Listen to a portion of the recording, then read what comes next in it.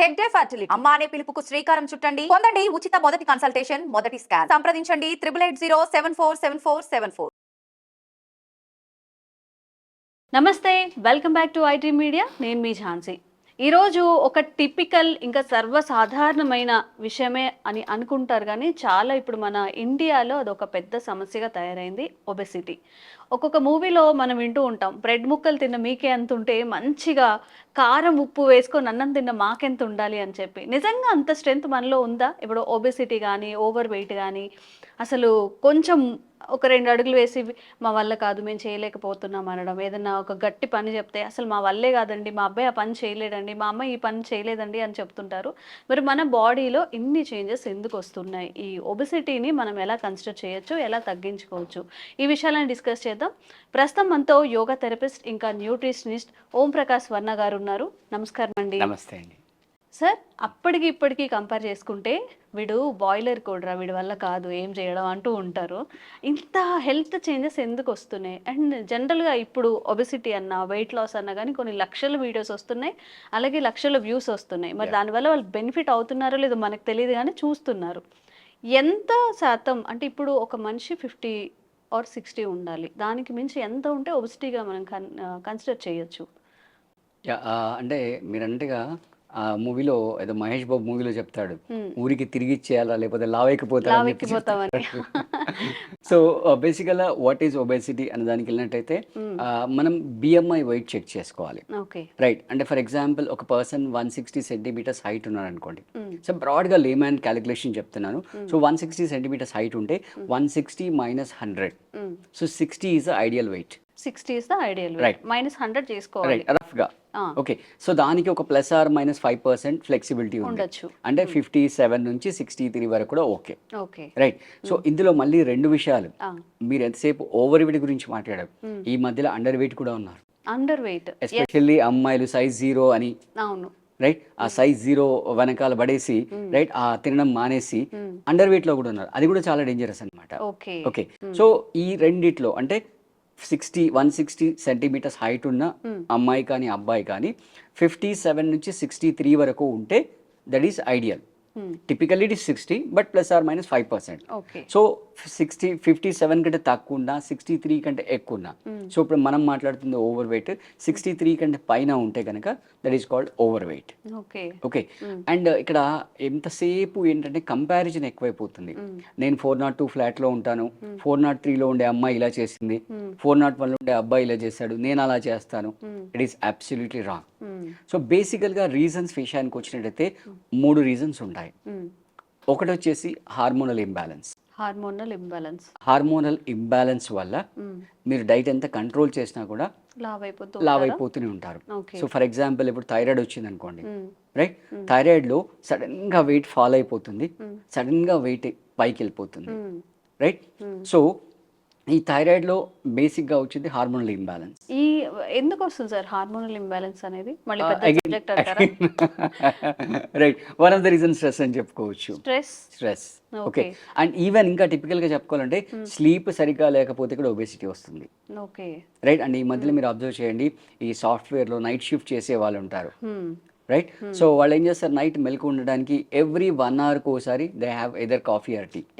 Right, so they are putting lot of sugars in the body unwantedly. Right, so that is also one of the reasons. Sleep cycle disturb avadam valla. So first వచ్చేసి hormonal imbalance. Right, second వచ్చేసి what you can say diet. Okay, తర్వాత third వచ్చేసి what you can say sedentary lifestyle. Okay, right, so ఈ మూడిట్లో మీకు ఏ reason ఉంది, plus some times you may have more than 1 reason also. So A reason వల్ల మీకు వస్తుంది అనే దానికి ఫస్ట్ మీకు అవగాహన ఉండాలి. దాన్ని బేస్ చేసుకొని మీరు డైట్ ప్లాన్ అనేది స్టార్ట్ చేయాలి. రైట్, అంటే ఫస్ట్ ఆఫ్ ఆల్ ఇక్కడ మనం ఒక బ్రాడ్ వ్యూ మాత్రమే ఇస్తున్నాము. వ్యూవర్స్ అందరికీ చెప్పేది ఏంటంటే you always undergo the diet plan with a proper guidance, professional guidance. Okay, అంటే మన సొంత నిర్ణయాలు తీసుకోవచ్చు. ఓవర్ వెయిట్ ఉన్నప్పుడు కూడా నేను ఈ రోజు నుంచి ఫుడ్ కట్ చేస్తాను, నైట్ అస్సలు తినను, అస్సలు ఆయిల్స్ తీసుకోను, నెయ్యి తినను, ఇలాంటివి కూడా చెప్తూ ఉంటారు. అలా కాకుండా మంచి న్యూట్రిషనిస్ట్ ని కన్సల్ట్ చేయాలి. ఖచ్చితంగా కన్సల్ట్ చేసి అండర్ గైడెన్స్ లోనే ప్రోగ్రామ్ స్టార్ట్ చేయాలి. ఓకే. ఇంకా చెప్పాలంటే మేజర్ గా smoking and alcohol, right. And I'm sorry to say, ఇప్పుడు అమ్మాయిలు దీంట్లో కూడా పోటీ పడుతున్నారు. Of course, right. Smoking alcohol లో కూడా చాలా ఈక్వల్ గా కాంపిటీషన్ ఇస్తున్నారు, చాలా టఫ్ కాంపిటీషన్ ఇస్తున్నారు అనమాట, చాలా టఫ్ కాంపిటీషన్. సో అంటే ఈ డైట్ విషయం పక్కన పెట్టినా కూడా ఆ రెండు కూడా మేజర్ గా ఈ ఒబెసిటీ రావడానికి రీజన్స్ అవుతుంటాయి అనమాట, రైట్. సో బ్రాడ్ గా మనం చెప్పేది ఏంటంటే ఒక జనరల్ వ్యూ అనేది మనం చెప్తున్నాం ఇక్కడ. ఇది అందరికీ ఫిట్ అవ్వచ్చు, ఫిట్ అవ్వకపోవచ్చు. నేను చెప్పినట్టుగా ఫస్ట్ మీరు ఒక ప్రొఫెషనల్ గైడెన్స్లోనే చేయాలి. సో ఫస్ట్ ఏంటంటే ఎర్లీ మార్నింగ్ మీరు స్ప్రౌట్స్ తినండి, రైట్. సో దాంట్లో చాలా ఇంపార్టెంట్ ఏంటంటే స్ప్రౌట్స్ ఎలా చేసుకోవాలి, ఎలా తినాలి, అది చాలా ఇంపార్టెంట్.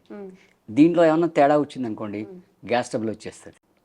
ఇప్పుడు మనం ఏదైనా హెల్దీగా తినమంటే అందులో చాలా సందేహాలు వస్తాయి. ఇప్పుడు డాక్టర్ గారు మీరు చెప్పారు స్ప్రౌట్స్ తినమని, కానీ ఆ క్లాత్ వల్ల గ్యాస్ట్రిక్ ఫామ్ అవుతుందంటే కదా, అది సరిగ్గా క్లీన్ చేయకపోతే యాసిడిక్ నేచర్ పెరిగిపోతుందంటే కదా, రా ఫుడ్స్ ఫాస్టింగ్తో తినద్దంటే కదా. ఇప్పుడు మీరు రా ఫుడ్స్ తినమన్నారు, రా వెజ్జీస్ తినమంటున్నారు, అందులో పెస్టిసైడ్స్ వేస్తారు కదా, ఇలాంటి డౌట్స్ అన్నీ వస్తాయి. సో ఒక క్లియర్ పిక్చర్ చెప్పాలి మీకు, ఎలా తింటే మంచిది. రా తినమంటే మళ్ళీ దానికి కంప్లీట్ పిక్చర్, ఎలా తినాలి, దాన్ని ఎలా వాష్ చేసుకొని ఎలా బాయిల్ చేసుకొని తినాలంటే అంత బేసిక్స్కి వెళ్ళిపోతున్నారు. ఏదైనా హెల్తీగా తినమంటే, అదే బిర్యానీ తినవండి అంటే అక్కడ ఏ ఆయిల్ వేస్తారో తెలియదు, హ్యాపీగా మంచిగా అనుకుంటూ తినేస్తారు. దట్ ఈస్ ద రీజన్, ఏదైనా హెల్త్గా తినండి అని చెప్పాలి అంటే. ఓకే సార్, ఎలాంటి ఫుడ్ని మనం తింటే మంచిది ఓవర్ వెయిట్ ఉన్నప్పుడు? సో ఎర్లీ మార్నింగ్ మనం ఈ బ్రేక్ అంటే నైట్ అంతా ఫాస్టింగ్ ఉంటుంది కదా, ఆ ఫాస్టింగ్ ని బ్రేక్ చేయడానికి ఈ స్ప్రౌట్స్ తినడం చాలా మంచిది. సో స్ప్రౌట్స్ ఫస్ట్ ఎలా తయారు చేసుకోవాలి, ఎలా తినాలి, అది ఇంపార్టెంట్. ఎలా తయారు చేయాలంటే టోటల్గా it's 48 hours process. 48 hours process, right. For example మీరు వెనస్డే మార్నింగ్ తినాలనుకుంటే మండే మార్నింగ్ ప్రాసెస్ స్టార్ట్ చేయాలి. 48 hours exactly. So Monday morning మీరు అనుకున్న ఏదైతే సీడ్స్ ఉంటాయో, కాబూలీ చనా, గ్రౌండ్ నట్స్, పెసలు, రైట్, ఇవన్నిటిని మీరు ఎంత క్వాంటిటీ అనుకున్నా అంత క్వాంటిటీ నీళ్ళలో సోక్ చేసేయాలి Monday morning. Monday evening cotton cloth తీసుకొని ఆ క్లాత్లో టై చేసేసి బాల్కనీలో ఓపెన్ ఎయిర్లో వదిలేసారు, హ్యాంగ్ చేయాలి. ఎవ్రీ 1-2 hours ఒకసారి మీ వీలైనప్పుడు దాని మీద కొంచెం వాటర్ స్ప్రింకిల్ చేస్తుండాలి, రైట్. సో ఈ 36 hours మేక్ షూర్ దట్ అదొక 1 inch స్ప్రౌట్ వచ్చేటట్టుగా చూసుకోవాలి, రైట్. సో వెనస్డే మార్నింగ్ కల్లా మీకు రెడీ అయిపోతుంది. ఇప్పుడు ఇక్కడ బేసిక్ ప్రాబ్లం ఎక్కడ వస్తుందంటే డైట్లో ఆ తినే ఫుడ్ ఏదైతుందో అది మన టంగ్కి యాక్సెప్ట్ అవ్వాలి, ప్లస్ మన కళ్ళకి అట్రాక్టివ్గా ఉండాలి, రైట్. సో ఈ స్ప్రౌట్స్ అనేసరికి దీంట్లో ఉప్పు ఉండదు, కారం ఉండదు, మసాలాలు ఉండవు, ఆయిల్ అసలే ఉండదు. సో అదేదో పెద్ద పనిష్మెంట్ లాగా తింటుంటారు. అలా కాకుండా let's make it attractive, spicy and delicious also. Okay. So దాంట్లో కొన్ని పోమోగ్రానైట్ సీడ్స్ వేయండి, అప్పుడు మీకు చూడడానికి మంచిగా కలర్ఫుల్గా కనిపిస్తుంది, రైట్. కొంచెం చిల్లీ చాప్ చేసి వేసుకోండి, కొంచెం స్వీటిష్ కావాలంటే డేట్స్ పెట్టుకోండి, ఓకే, చిన్న చిన్న కట్ చేసి పెట్టుకోండి. తర్వాత ఫ్రెష్ కోకోనట్ పెట్టుకోండి, కొంచెం స్వీటిష్ వస్తుంది. సో ఇవన్నీ యాడ్ చేస్తే ఫస్ట్ మీ టంగ్ యాక్సెప్ట్ చేస్తుంది, ప్లస్ చూడడానికి కూడా మంచిగా కనబడతాయి. ఒక్కొక్కసారి ఒక్కొక్కటి మళ్ళీ మీరు అన్ని పెట్టేసుకొని ఇంత కొబ్బరి, ఇంత స్ప్రౌట్స్, ఇన్ని అయిపోతుంది. అలా కాదు, ఒకరోజు పొమగ్రనేట్ యాడ్ చేసుకొని, ఒకరోజు కొబ్బరి తురిమేసుకొని, ఒకరోజు కిస్మిస్ అలా యాడ్ చేసుకోవచ్చు, క్యారెట్ వేసుకోవచ్చు, ఓకే, రైట్. గ్రౌండ్ నట్ కూడా కొన్ని డ్రై గ్రౌండ్ నట్ కూడా వేసుకోవచ్చు ఒకవేళ సోకింగ్ లో వాడకపోతే.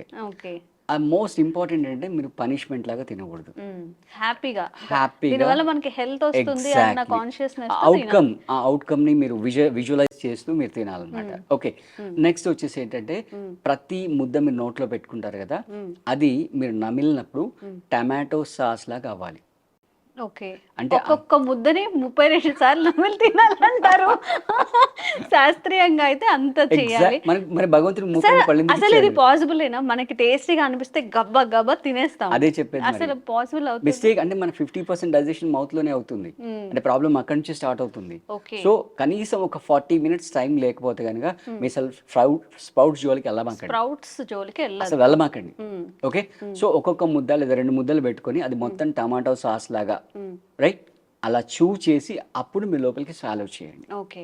రైట్, మధ్య మధ్యలో కావాలంటే 2 సార్లు డేట్స్ పెట్టుకోండి, లేదా 2 సార్లు ఫ్రెష్ కోకోనట్ పెట్టుకోండి. అలా చేస్తూ నెమ్మదిగా తినండి.